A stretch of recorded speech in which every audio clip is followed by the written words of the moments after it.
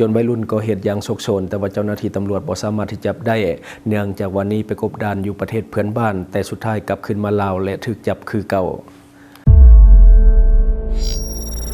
Time to share D+ ผลิตภัณฑ์ปกป้องตับจากเครื่องดื่มแอลกอฮอล์สวัสดีท่านผู้ชมกลับมาพบกับรายการ Time to Share สำหรับหัวข้อข่าวที่เราอยากจะนำเสนอในวันนี้ก็คือเกี่ยวข้องกับภาพที่กำลังเกิดขึ้นในโซเชียลของเราในปัจจุบันก็คือภาพของโจรที่ว่าก่อเหตุอย่างโชคโชนแต่ว่าบ่ถูกจับในช่วงที่ผ่านมาย้อนว่าหนีไปกบดานอยู่ที่ประเทศเพื่อนบ้านของเฮาแล้วก็กลับขึ้นมาลาวเจ้าหน้าที่ก็เลยว่าเขาไปรวบตัวได้ทันทีซึ่งว่าในของข่าวที่เราจะอ่านก็คือได้มาจากแฟนเพจของโทรโข่งตอนนี้เจ้าหน้าที่สามารถจับตัวโจรที่ว่าก่อเหตุซ้ำๆแต่ว่ารอดได้หลายครั้งที่ว่าเคยเป็นข่าวโด่งดังก่อนหน้านี้ก็คือการดึงไส้คอของชาวบ้านอยู่เขตบ้านพลปะเป้าเมืองศรีสัตนานครหลวงเวียงจันทน์แล้วเหตุโทรศัพท์ของตนเองก็คือโทรศัพท์ของโจรได้ตกเหี่ยในที่เกิดเหตุซึ่งภาพหน้าปกของโทรศัพท์หรือว่าวอลเปเปอร์เห็นใบหน้าของโจรและก็รูปร่างประพันธ์สันฐานของโจรได้อย่างชัดเจน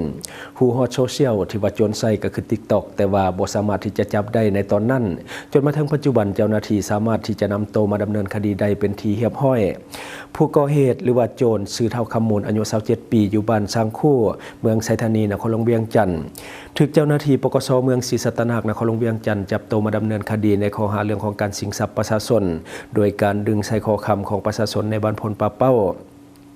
พันมาผู้เกี่ยวเคยก่อเหตุมาแล้ว15 ครั้งถือว่าโชคโชนและก็เคยถูกตัดสินลงโทษตัดอิสรภาพ5 ปีในปี 2019 ได้พ้นโทษออกมาแต่ว่าบ่เข็ดหลาบกลับมาก่อเหตุซ้ำๆอีกแต่เทื่อนี้หนีบ่รอดก็คือเจ้าหน้าที่สามารถจับกุมไว้ได้สาเหตุที่โจรจับตัวบ่ได้ในช่วงที่ผ่านมาหรือว่าช่วงที่ดึงไส้คอเพราะว่าผู้เกี่ยวได้หนีไปที่ประเทศเพื่อนบ้านก็คือประเทศไทยพันโทอินปันหาดาวเหืองรองหัวหน้ากองบัญชาการปกส.เมืองศรีสัตนานได้เปิดเผยคดีดังกล่าวในวันที่ 11 พฤศจิกายน ปี 2025 ให้รู้ว่าเกี่ยวกับการแก้ไขคดีสิงทรัพย์ดังกล่าวเบื้องต้นวันที่9 สิงหาคม 2025 เจ้าหน้าที่ตำรวจวิสาสะเพาะปกส.เมืองศรีสัตนานได้รับแจ้งความจากผู้เสียหายอยู่บ้านทงพันทองเมืองศรีสัตนานครหลวงเวียงจันทน์ว่าในวันที่9 สิงหาคม 2025 เวลา 18 โมงผู้เกี่ยวได้มาซื้อเครื่องอยู่แคมป์ทางเขตบ้านพลปะเป้าเมืองศรีสัตนานครหลวงเวียงจันทน์ในขณะที่ผู้เสียหายกำลังจะกลับก็คือได้มีผู้ชายคนหนึ่งนุ่งทรงสีเทานุ่งเสื้อสีขออภัยนุ่งเสื้อแขนยาวสีดำใส่หมวกกันกระทบสีดำและก็ได้ขี่รถจาก Honda Wave 100สีเขียวดำที่ว่าบ่ได้ติดป้ายทะเบียนมาดึงเอาไส้คอของผู้เสียหายและพยายามที่จะหลบหนีแต่ว่าชาวบ้านที่เห็นในที่เกิดเหตุได้ช่วยกันจับตัวคนร้ายไว้แต่สุดท้ายคนร้ายสามารถที่จะหนีไปได้แต่คนร้ายได้เห็นโทรศัพท์ตกเหี่ยในที่เกิดเหตุจึงได้ข้อมูลสำคัญภายหลังรับแจ้งความเจ้าหน้าที่ตำรวจก็ได้หิบห้อนลงกวดการสถานที่เกิดเหตุทันทีเก็บกับข้อมูลหลักฐานเอาคำให้การจากพยานและก็ผู้เห็นเหตุการณ์พร้อมทางประสานสมทบกับบรรดากำลังตำรวจทุกภาคส่วนเพื่อสกัดกั้นกวดการถคันดังกล่าวเพื่อจับคนร้ายพร้อมกันนั่นก็ได้ไปเหตุเวียกงานสืบสวนค้นหาซึ่งว่าสามารถที่จะกำหนดผู้ที่ว่าก่อเหตุชื่อเท้าคำมูลหรือว่าเท้ามูลอายุ27 ปีอยู่บ้านสังคูเมืองไซธานีนครหลวงเวียงจันทน์และเมื่อวันที่ 5 พฤศจิกายน ปี 2025 เจ้าหน้าที่ตำรวจปกส.เมืองศรีสัตนานได้ประสานสมทบกับปกส.เมืองไซธานีเมืองปากเงิมและองค์การปกครองบ้านน้องบัวทองเมืองปากเงิมนครหลวงเวียงจันทน์จึงสามารถจับตัวเท้าคำมูลพร้อมด้วยคู่ร่วมขบวนการอีก1 คนผ่านการสอบสวนเท้าคำมูลรับสารภาพว่าได้ก่อเหตุชิงทรัพย์อยู่เขตบ้านพลปะเป้าแท้ก็คือภายหลังก่อเหตุแมนได้เอาตัวหลบหนีข้ามไปอยู่ประเทศเพื่อนบ้านก็คือประเทศไทยระยะหนึ่งก็ได้เข้ามาที่ฝั่งลาวคืนในระยะผ่านมาได้เคลื่อนไหวชิงทรัพย์ก็คือการดึงไส้คอเป็นหลักก็คือก่อเหตุมาแล้วจำนวน15 ครั้งรวมคำที่ว่า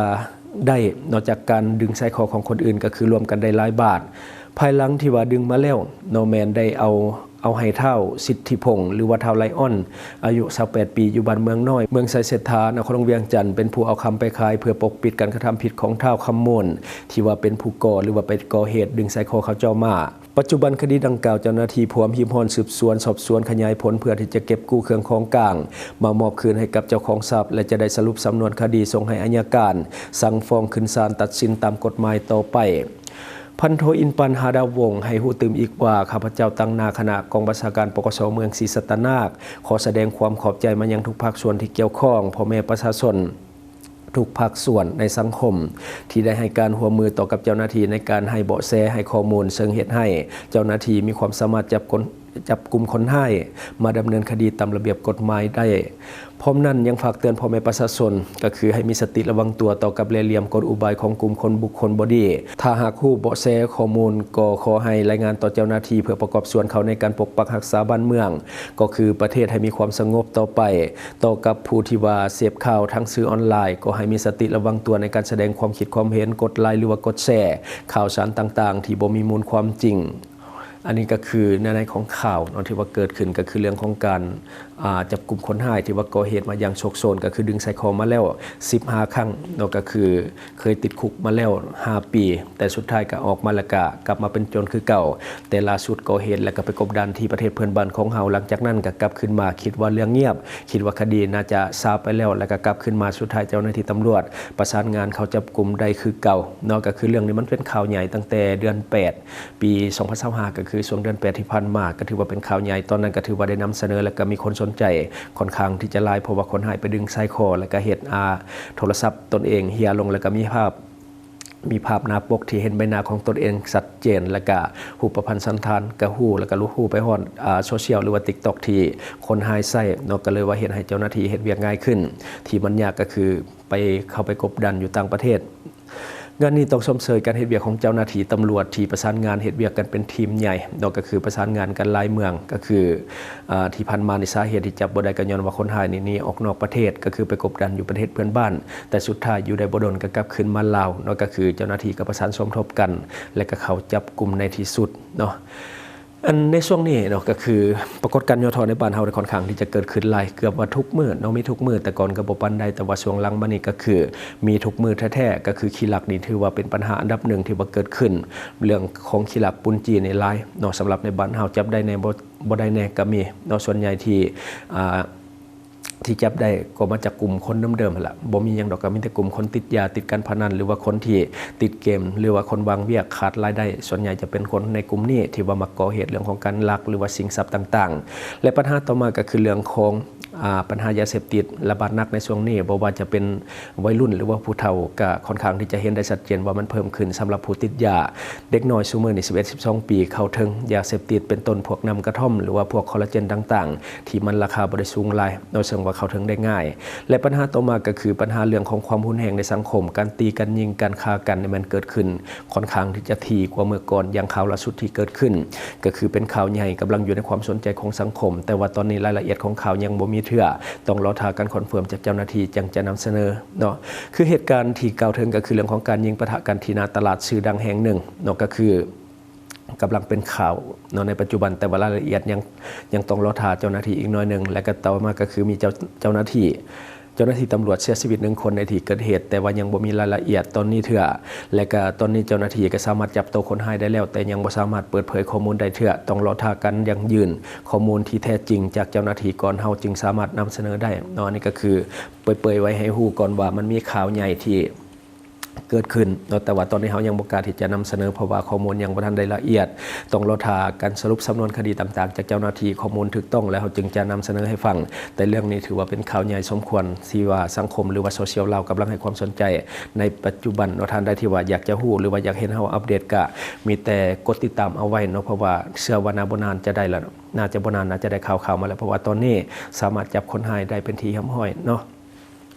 อันนี้ก็คือสิ่งที่เราเก็บมาเราสู่ฟังหวังว่าท่านจะได้รับสาระดีๆสำหรับท่านที่เบิ่งรายการเราอยู่คิดเห็นจะได้กับสิ่งที่ว่านำเสนอไปก็อย่าลืมฝากไว้ภายใต้คอมเมนต์ของเราและข้าพเจ้าจะเข้าไปอ่านด้วยตนเองขอขอบใจ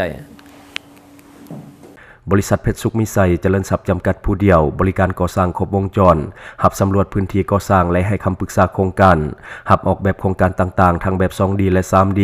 การบริการคิดไล่และการประเมินโครงการก่อสร้างหับเป็นที่ปรึกษาโครงการก่อสร้างต่างๆสำหรับท่านใดที่สนใจอยากใช้บริการกับบริษัทเพชรสุขมิไซเจริญทรัพย์จำกัดผู้เดียวสามารถติดต่อที่เบอร์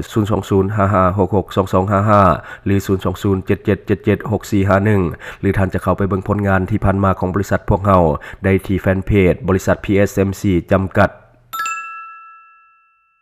อยู่เมืองลาวใช้แต่เงินกีบลาวและส่งเสริมผลิตภัณฑ์ภายในเพื่อลดผ่อนการนำเข้าสินค้าและแก้ปัญหาเงินตา Subscribe for more video